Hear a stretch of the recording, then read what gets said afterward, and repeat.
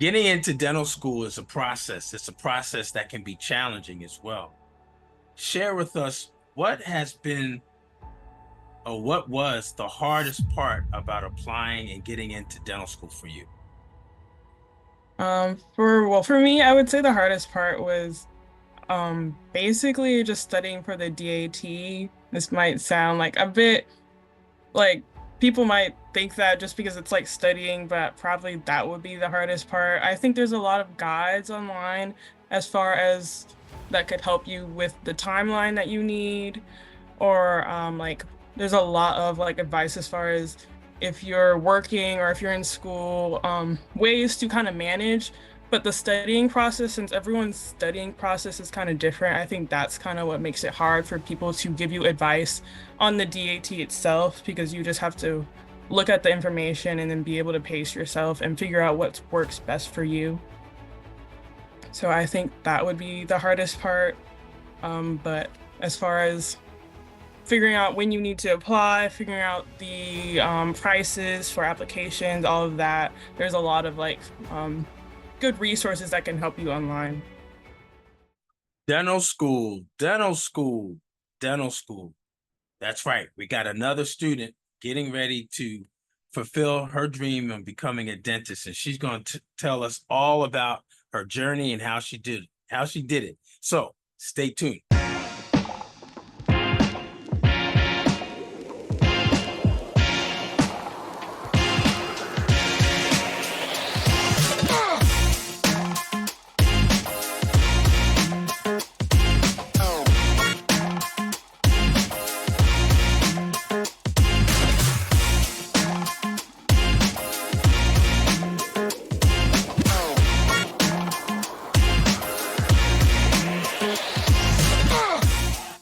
Hey, this is Dr. Darwin, a new dentist coach, with another episode of Ask Dr. Darwin on the New Dentist Podcast Show, where we talk about getting into dental school, getting into residency, and then life as a new dentist. Guys, gals, listen up. Please share this information. Comment about the information. Your feedback and you sharing is going to help your other colleagues who are also pursuing and looking to become a dentist as well. All right. Also, this episode of Ask Dr. Darwin is being brought to you by Dr. Darwin on Demand. Check it out right down here. Dr. Darwin on Demand, the ultimate community for mentorship, accountability, feedback, and helping you as you're navigating and becoming a dentist. For more details, go down to the link below, right down here. So today we're joined with a special guest who's on her way. She's on her way and she's about to be part of the class of 2028 and getting into dental school and getting through dental school as well. Today we're joined with student Dr. Jocelyn Curry. How you doing? Good, how are you? Good. Not as good as you, now that you've gotten into dental school, right? Yeah, So congratulations, first of all. thank And you. yeah, so before we get into all the details, introduce yourself and tell us more about who you are, where you're from, for people who are meeting you for the first time. Okay. So, hello everyone. My name is Jocelyn Curry. I was born and raised in Williamsburg, Virginia. I'm currently residing in Virginia until I move to start my dental journey in school. I did my undergrad at Hampton University, which is located in Hampton, Virginia. And then I just recently graduated this past May 2024, and got accepted to school during my senior year, I believe. Yeah. So got that acceptance, graduated, and I'm on my way to starting school this upcoming August. Yeah, that's quick, right? Yes, It's very. quick. That's quick, but that's a good problem because there's many people that will like to graduate and continue and go right into dental school immediately. So, Hmm. so congratulations on fulfilling and getting to that next step immediately, because there's a lot of people that are not as successful, at least on the first time, and they may take a gap year to continue to strengthen their application as well. So let's talk about the application more so about why you applied to dentistry, which would, of course, will lead to the application. So let's step back and talk about why dentistry. As a science major or as uh, a recent graduate of Hampton University, why did you decide to go into dentistry? Okay, so for this question, I actually have two answers. Um, for my personal answer, I am someone who kind of just likes studying body systems, but I did not really want to do like full body work as far as like being a doctor, doing surgery, that type of thing. Um, and then I also have a good interest in art, but I thought that like more science, more doing stuff with the human body would be more of a stable career, at least for me, rather than art. And then I could pursue art in my free time as a hobby. And then for my second answer, as far as dentistry, my mother is a dentist, and so I've definitely had a good influence from her based off of just seeing how she has been able to run an office. And then also, she has given me the opportunity to work in her office, so I've been able to see firsthand how a dental office runs and how procedures go, and just the whole process as far as getting a patient to the chair, interacting with patients, and then making sure that they're getting the healthcare or the care they need within their mouth, gums, the whole basically looking at the head structure. I feel like it's also good for me looking at just like because dentistry is like the mouth and then the head. So I feel like it's more I'm looking at one set feature or one area. I know a lot of people are able to do the whole body, but I just felt for me that would be a better way of being able to be involved in the healthcare, but not having too much involvement. I just think I like the mouth, as far as that one set area. Yeah, yeah, and good point because dentistry is like a specialty of medicine because we have a target area, we have a specialized area, the head and neck area, right? Mhm. Um, uh, but we all know that the mouth is part of the head that's attached Yeah, to the body, right? But our focus is in this area as well. yeah. And I just realized that when you said that your mom is a dentist, I just realized that I know your mom. Yes.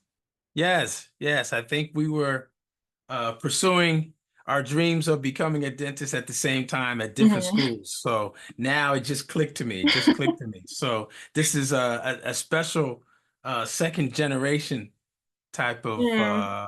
celebration as well. So again, I know she's happy and excited for you as well. Um, let's talk about. Hey everyone, it's Dr. Darwin. Just want to take a quick break from this episode and hope that you are enjoying it. First thing I want to ask is, did you know that a large majority of the individuals like you who watch these episodes are not subscribed to the channel, to the YouTube channel? Nevertheless, we want to say thank you for watching and continuing to share these videos and episodes with others. Next, I want to say is subscribe. Yes, please hit the subscribe button so that you get these notifications each time these episodes are released. Last is I wanted to connect with those of you who are seeking to become an advanced dentist and specialist. And I invite you to our next event called the Get Into Dental Residency Challenge. This is a special 4-day event that will give you direct access to the mistakes that you want to avoid when you're applying to residency programs, and also the 8 steps that you also want to avoid so that you do not have an unsuccessful application submission. The information that we will be covering over those 4 days will be some of the tips and strategies that I teach in my one-on-one and group coaching trainings with clients who are continually and successfully being matched into and selected into high-profile residency programs here in North America. So if you're pursuing or aspiring to get into dental residency this application cycle, this challenge is for you. Check out the link below to receive more details and join the challenge. And also, I would encourage you to enroll in the challenge via the VIP experience. The VIP experience gives you actually access to a 1 hour Q&A session every day of the challenge before we actually get started with the challenge. And it guarantees me to answer your specific questions that you and other VIP experience members have on a daily basis. So I'll see you in the Get Into Dental Residency Challenge, and let's get back to this episode. The process, because I know you heard it from your mom, you probably heard it from others as well about the application process. And it usually starts a lot sooner than most people realize, right? So when did you start the application process for applying to dental school? So I would say I started the summer before my junior year in undergrad. Um, I actually didn't do too much work during that summer, but that's kind of when I officially looked at the ADA website, American Dental Association website, and looked at all the things that would be necessary to apply and how the cycle works as far as when you should apply and when you would hear back from schools and then be able to start in that cycle as far as starting school. And then after that, I kind of I believed I started purchasing um like the study programs or like study guides that would help me as far as for the DAT, the admissions test during that summer. And then I really started studying when I started school my junior year. Now, when you say start studying, you're talking more about the DAT. What else did you do that summer between your second, third year, your sophomore and junior year to help you get prepared for your application? Because you started to find out things that were required, that were necessary. What were some of the things that you did uh pretty quickly during that summer or during the summer leading into your junior year? Well, that is when I started the application and I was able to recognize that they use a general or a general application where you will submit your stuff to one certain location and that will be sent out to the specific schools that you select you would like to apply to. So instead of individual applications, they have the big general application and then that connects you to your schools. So I started on that application and I started at looking at what schools I wanted to apply to and looking at the qualifications for each school because the schools will send that to the application. And then based off of what they want, you send in your scores for, well, your grades that you get in school, and then your, well, the fees. Oh, and the essays. Essays were a really big part of it, the essays that they want you to answer as part of your application. So I started looking at that and then the DAT score, of course, that those schools typically have on average. Right, right. Now at Hampton, and the reason why I'm asking this, because not all schools have like a pre-medical, pre-med or pre-dental. Some may have a pre-health, but it may not be specialized or specific to dentistry. At your school, did you have like a pre-dental association or club or an advisor? How did that work at your school? So for within the faculty at Hampton, they have a pre-health advisor, and then they have a student-led dental like club group, something like that. Unfortunately, when I was there, the president who was leading that club wasn't really like reaching out or doing much as far as leading the club. So unfortunately, I did not get a lot of information through that. But towards the end of like my application, I was able to connect with my pre-health advisor, and he was able to give me a lot of advice as far as taking a look at my DAT score after I'd gotten those in and deciding where I should focus on as far as applying and also like suggesting if I decided I wanted to not apply within the cycle and then retake it and try for the next cycle. He was giving me advice as far as um, how to study and connecting with other students who had taken the DAT and also students he had in the past who were already in dental Yeah. school.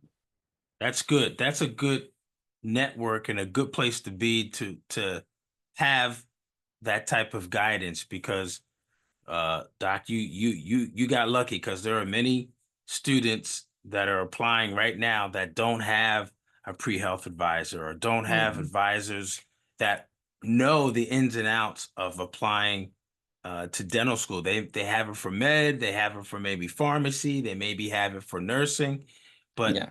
some schools just don't have the details for pre-dental, which is why it's so important that you get it through an advisor, or you get it through other students who are applying, right? Or even Mhm. through a study club or a pre-dental club, if the president or vice president or the members are connecting to one another, and you have that bond.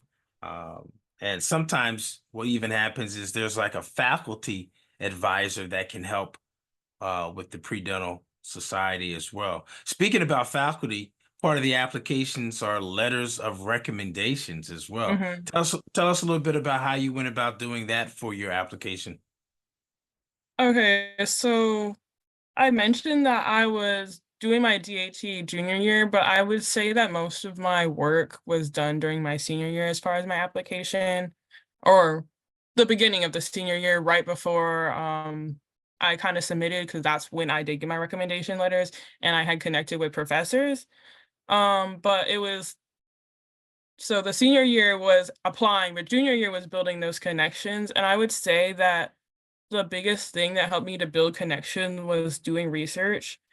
And, when I look at, like, the application, I don't really see any requirements for research. Like, the biggest thing you kinda see is maybe putting it in your resume, your CV. So if you're or so I was kinda looking at, okay, I'm applying to dental school, but I don't really need research. But there was times where I was kinda like, I'm sitting here, I had a little bit of extra free time. Maybe I could just do some research because I saw some of my other peers doing research, and I was just like, I kind of felt like I wasn't doing enough.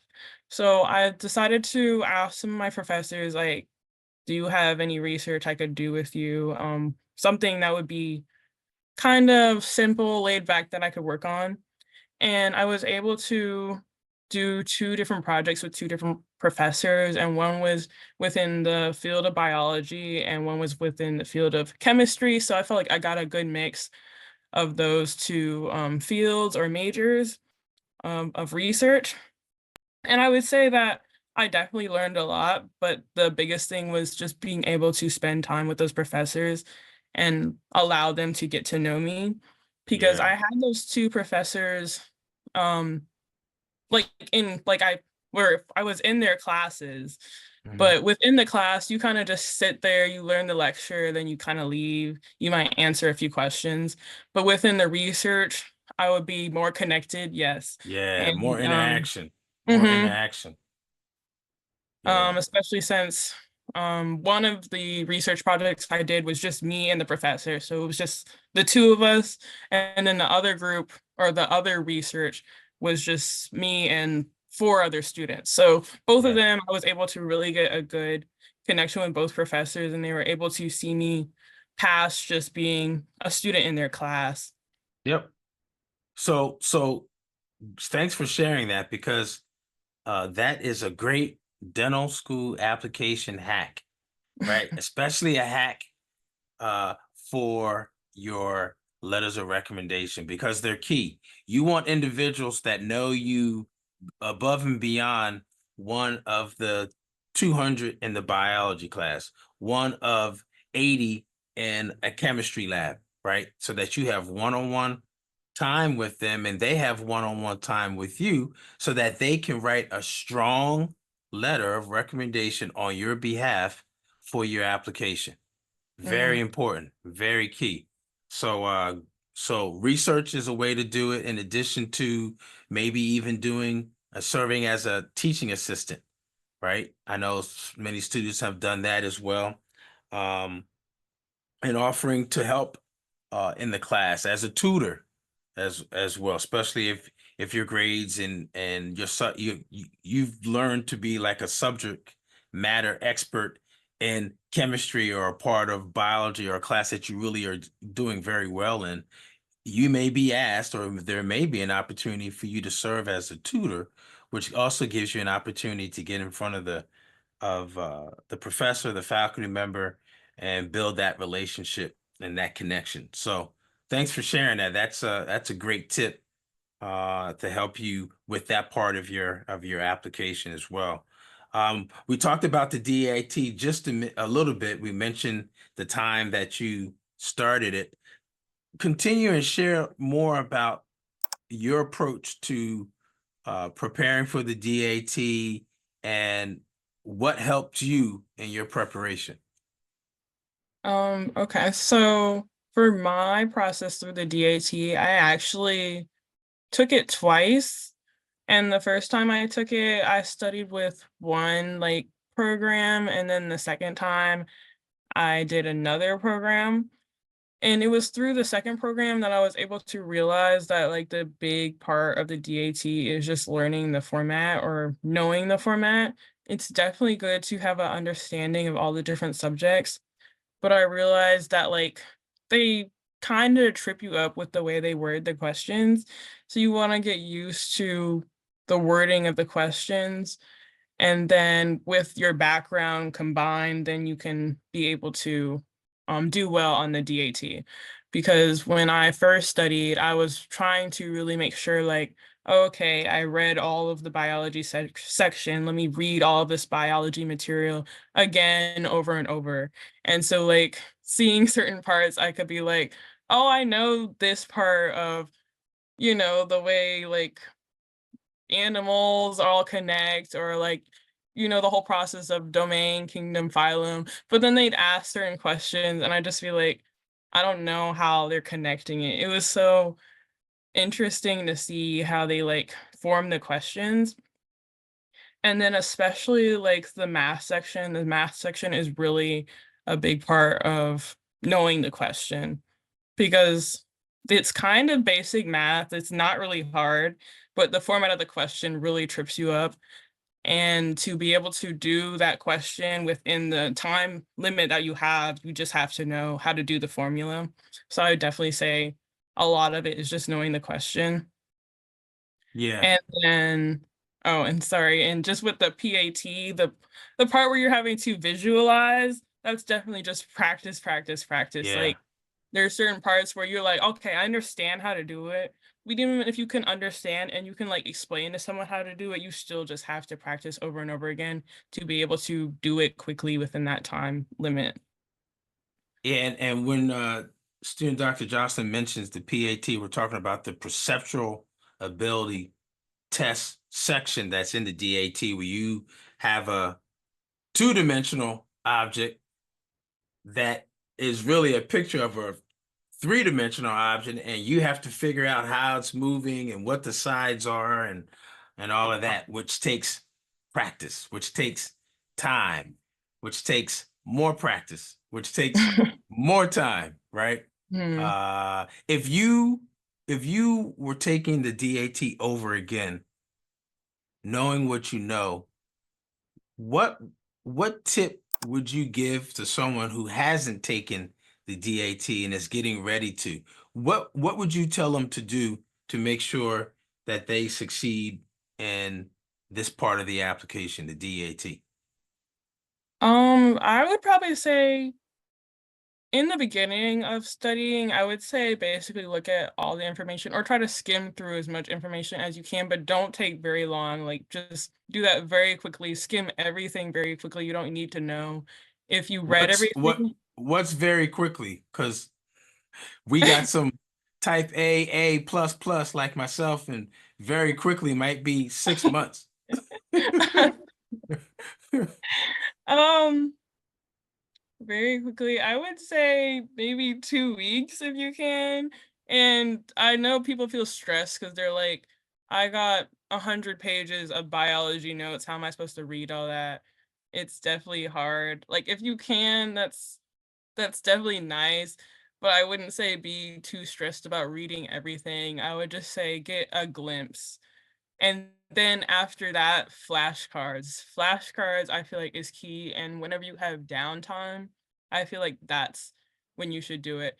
And in your actual study time, like whatever you dedicate to studying, look at practice tests, look at yeah, practice tests. If there is any type of source or guide that gives you questions from the DAT or gives you formats of the DAT, I would say look at that and then flashcards Now because you I mentioned, oh, I'm sorry, you mentioned the flashcards and you mentioned practice tests from the programs, the two programs, DAT programs that you utilized.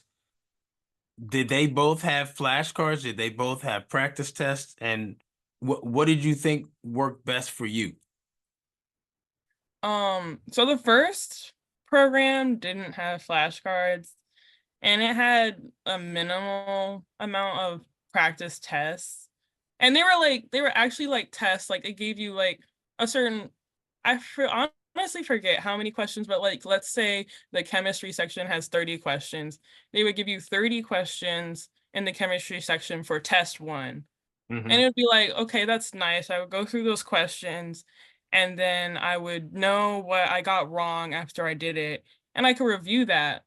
But then it's like, it would just be those certain questions that you see and repeat. So you might know a certain fact about jellyfish now, but when you need to know about the starfish, that's not really included.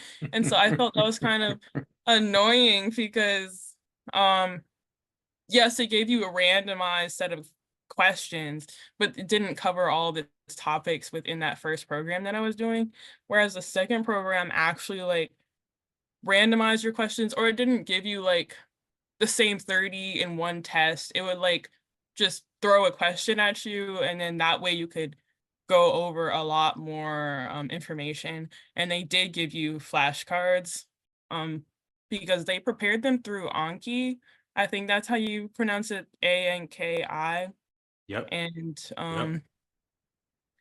yeah, they had flashcards through that. And I really liked that because Anki does the whole I forget what it's called, sorry, but the method on where you can look at a flashcard and then you rate it 1, 2, 3, based off of, "Oh, I knew it, like, immediately, I need to work on it," or "I didn't know it at all." And then based off of what you select, it might if you knew it really well, then it would push it to the back, and you wouldn't see it for a while again because it would like, you don't need to review it soon. But if you didn't know it, then it would, like, immediately bring it back within like the next 10 minutes and then you could like constantly get it in your brain. So I definitely like that it included flashcards. And with Anki, you can also add in your own flashcards as well because they have a whole create method. And so I think that's really important, just seeing the continuous repeat of certain material Yeah. instead of the first program just kept showing me one thing over and over again, which yes, that's nice, but it's like that one specific question, um, versus like a whole variety of questions was not as helpful. Yeah, it's a beginner. It's for the beginners. And that's it. It sounds like. Whereas after you begin, you begin to now advance and you need the advanced level things. So shout out to Anki and that whole system.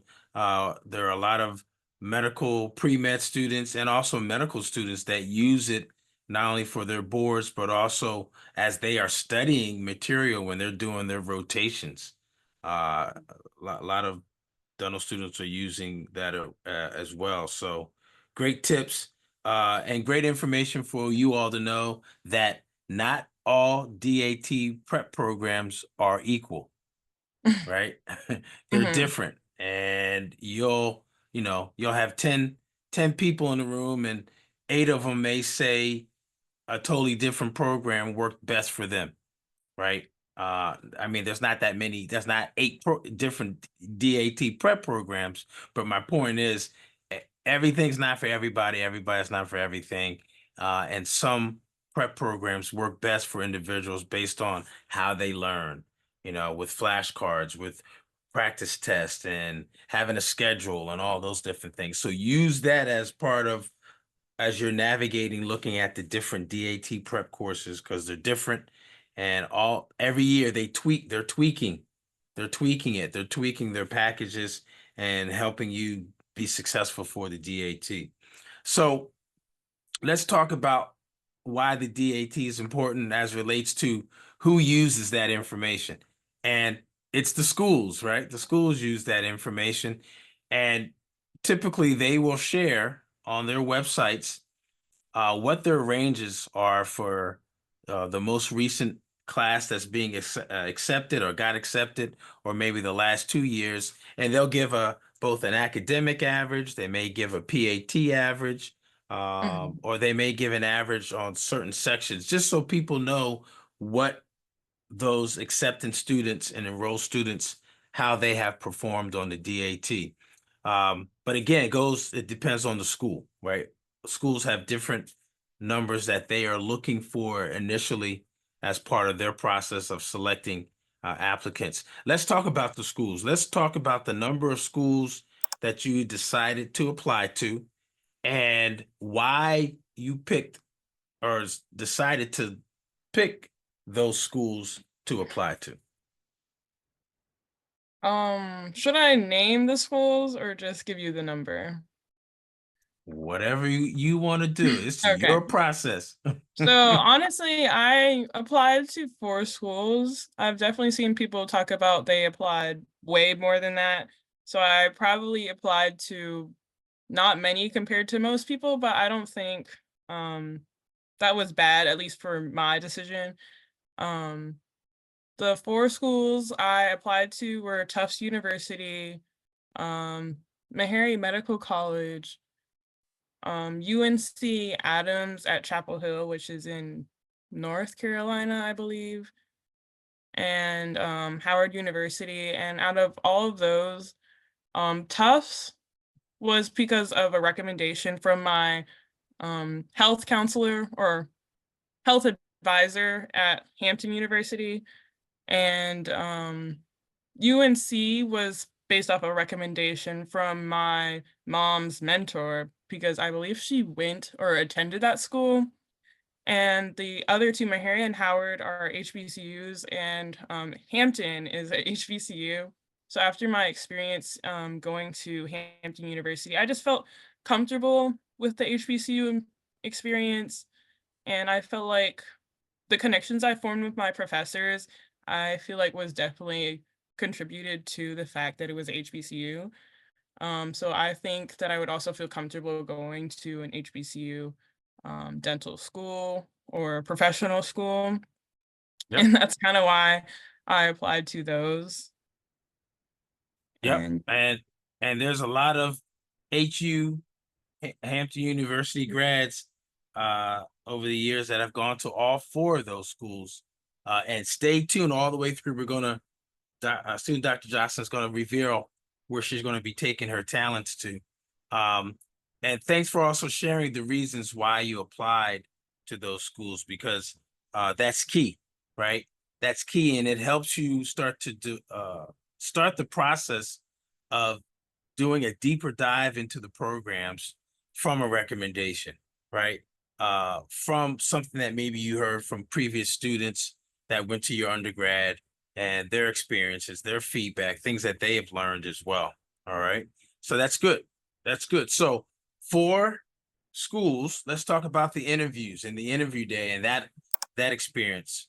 Uh, Share with us how many interviews you had and what the interview days were like, because there's a lot of people getting ready for this cycle that are like, oh my God, the interviews. I've heard horror stories and what should I do? What should I say? How should I dress? And what are they going to ask me? All of those different types of things. So share a little bit more details about your interviews and your interview days and what they were like. okay, so this is kind of where it gets funny, but I only got one interview, That's and fine. That's that's fine. from You the only need one interview and you only yeah. need one acceptance because you can only go to one dental school at a Mhm. time. Right? Yeah. So yeah, that interview was from the school that I got accepted to and the school that I will be attending in August. As far as that interview, it was on Zoom and it was during my senior year in college. So I did that interview within my dorm room. And basically I was in there and they had um three faculty members and then a bunch of student ambassadors. And there was, I don't know how many, maybe 30 interviewees along with me. So people who were also interviewing. And basically within that school, they kind of did an introductory video, talked about the school a little bit, and talked about the interview process. And then you went into breakout rooms with one faculty member and one student ambassador. And that's kind of where you did your interview. And while you were waiting for your turn within the breakout room, you were able to ask questions from the remaining student ambassadors who were in the main Zoom room. And that's kind of how the interview went. Good, good. So yes, there are some programs, some schools that are still doing Zoom, or doing a combination of Zoom and in person as well. Mhm. And it sounds like it was, well, I don't want to assume, that it was laid back and chill, because I wasn't there. You didn't say that. So uh we did get a an overview of how it was set up with the presentation, and you had some breakout rooms with different people. What Mhm. what were some what were some of the difficult questions that maybe you felt like you weren't prepared for, or if you had a chance to answer it again, you would say something different? What were those questions? Honestly, I don't think there was many difficult questions, but one question that threw me off was they just basically asked, "How do you feel about ethics?" And I kind of found that question very vague, so I paused and was thinking about it. And I guess they took it as like, "Oh, she doesn't know what ethics is." So they kind of gave me like a example of like, if someone is doing malpractice, do you agree with that? And I was like, "Oh, okay, I understand the question, but just the first initial one threw me off." It was like something about like, how do you feel about ethics or being ethical, something like that. And I was like, that's really vague. But yeah, basically, I was able to get through it just talking about how I don't agree with malpractice. And I guess they were saying like decide between saving your own practice and doing something that would interfere with the patient's health or actually like following the rules of being a professional um for the sake of money that might be lost. And I guess that was kind of their question. And the school that I was interviewing also like really prides themselves in their community service. And so they were also touching on that as far as like how I felt about saving people, well, helping people with their health and working within the mouth and that type of thing rather than just being solely in for the money. Absolutely. And I think I know that school that you're talking about, that you will be going to and taking your talents to. So please reveal. Drum roll. Where's my band today? I don't think I no band on a Monday night, I guess. Uh please share where you will be going to dental school and being a part of the inaugural class of 2028. So I received my one interview and one acceptance from Howard University, located in Washington, D.C. Yes, HU, the other HU, Yeah, or the depend, other. or depend. Well, yeah, you would say that coming from Hampton University, who also says we are HU, which you are, but that's a whole nother story. Mhm. But congratulations, that's Thank great. you. DC, you're gonna love it. You're gonna love it. Glad to hear that. Um, we want to hear now tips, knowing what you know now, what you've gone through in this process over these last 3 years, really. Um, what tips and advice do you have for these people right here.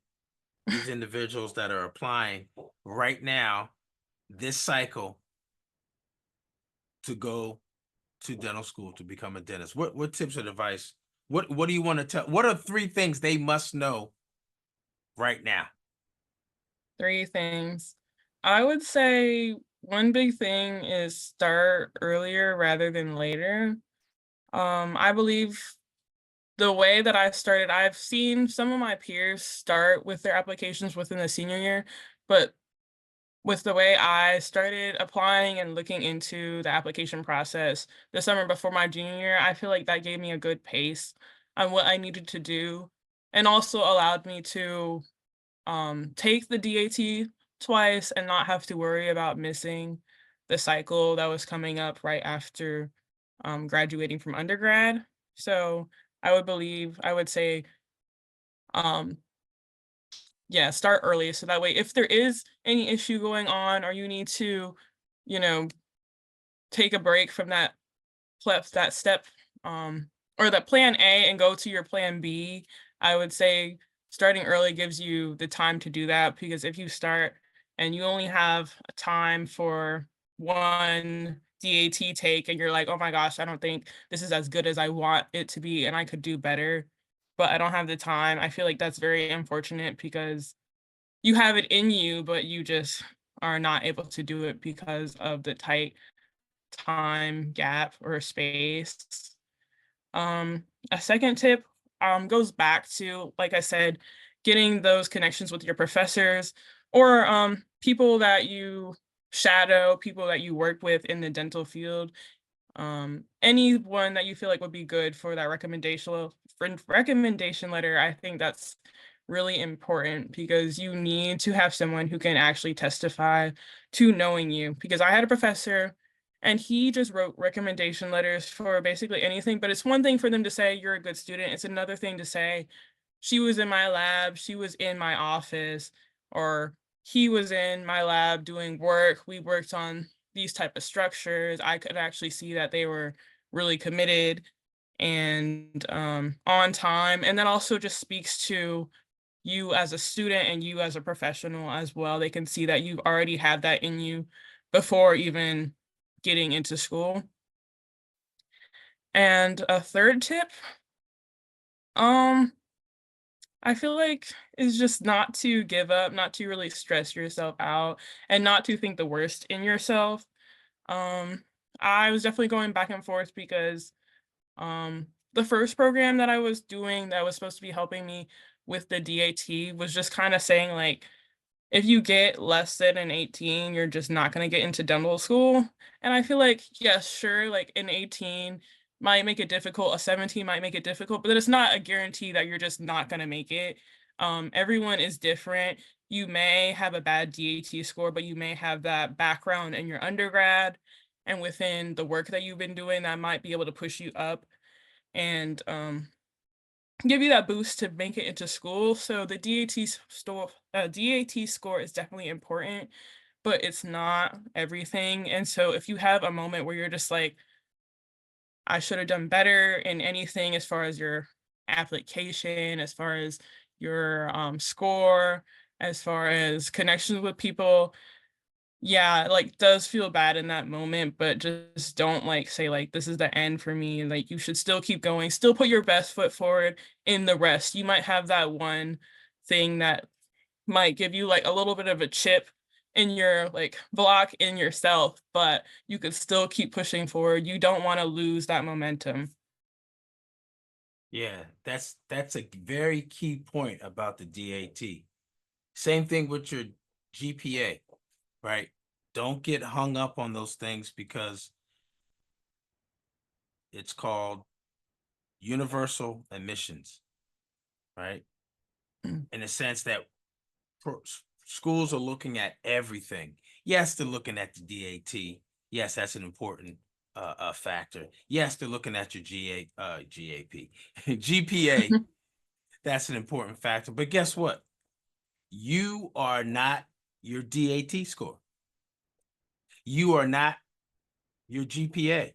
You're a person who has talents, who has interest, who has a mind, who probably has some creativity and also has a compassion about wanting to help people in a certain way, Mhm. right? Those last three things have nothing to do with GPA, have nothing to do with DAT score. All right. Because I can guarantee you what's going to happen when you graduate dental school. So, student Dr. Jocelyn, when you graduate in May of 2028, most patients are not going to ask you this question, which is, what was your DAT score? Mhm. Oh no, you can't work on me unless you got a 25 out of 30. Because I know all about the DAT score. Oh, Mhm. what was your rank in your class? Well, I ranked number one on the graduation platform where I got my certificate and got my diploma to become a doctor of dental surgery. That was my rank. I ranked very high on the podium when I got my degree. My point is, most people are not going to ask those questions. Mhm. Those that will be entrusted in your care. So just keep that in mind, right? It's not the end of the world. It is something that they look at, but it's not everything that they look at. So that's a great tip. And then also identifying faculty early, especially those that know you Mhm. beyond just the classroom, right? Because that letter of recommendation, you want them to check the box that says strongly recommend, not just recommend. That's key. And then Yeah. start earlier. Start earlier. You know, some of you may know as a freshman in college, I want to become a dentist. Some, it may take you 2 or 3 years, right? So, Mhm. but once you figure it out, you got to dive in and swim fast to getting prepared because it's a time race. And some people will take a gap year or an additional year where it's completely focused on that one thing. Especially sometimes if you maybe got a later start. It just means Mhm. that you just need some more time to put together a strong application, which means essays, experiences, shadowing, uh, uh, DAT prep, right? And getting together your essay and your personal statement based on those experiences as well. It is a process. It is a process. There's no way you can hack the process. You still have to go through it. However, the only hack is the time. If you can, the earlier the better, so that you can navigate through the process and adjust your timeline accordingly. That's the only hack. It's starting early as you can. Okay. So some great tips, great feedback. What's the best way for people to contact you if they want to talk to you some more about this process that you've gone through before you start dental school? The best way to get in contact with me would be my personal email, and that's JOSSIENC10 at gmail.com. And that reads JossieNC10 at gmail.com because that's my nickname. And I get notifications straight to my phone for that Gmail, so I see every single email that comes in from that. And so basically, yeah, that'd be definitely a good way for me to be able to read your message and respond back to you if you have any questions, anything that you'd like to know. That's great. Thank you for sharing that. And those that are reaching out to her, you better do it quick because she's starting very quickly in the next 45 days. Actually, less than that, right? Yeah. Less than 45 days, 30 days. And she has a job to do. When she starts in August, she will start with a 4.0 GPA, and her job is to maintain that 4.0. So don't be bothering her. She won't have time for all of your inquiries because she's going to be in in the book, so to speak, right? Mhm.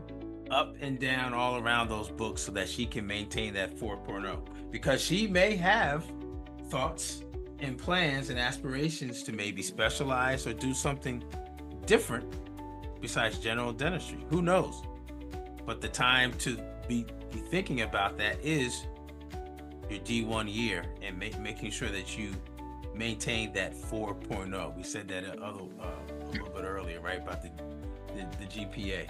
Yeah. Yes, it's important, and it helps you get in some rooms and some places a little bit faster. But more important than that is the amount of studying and the amount of work that you're getting ready to embark upon. And it can be done. Your mom did it. I did it. I was a non-science major. If we can do it, you can definitely do it too. So, and you can definitely do it too. All right. So, next thing we want you to do right now is go to the next video. Watch another video about getting into dental school. Go to the next video right now. Right now. Go, go, go, go.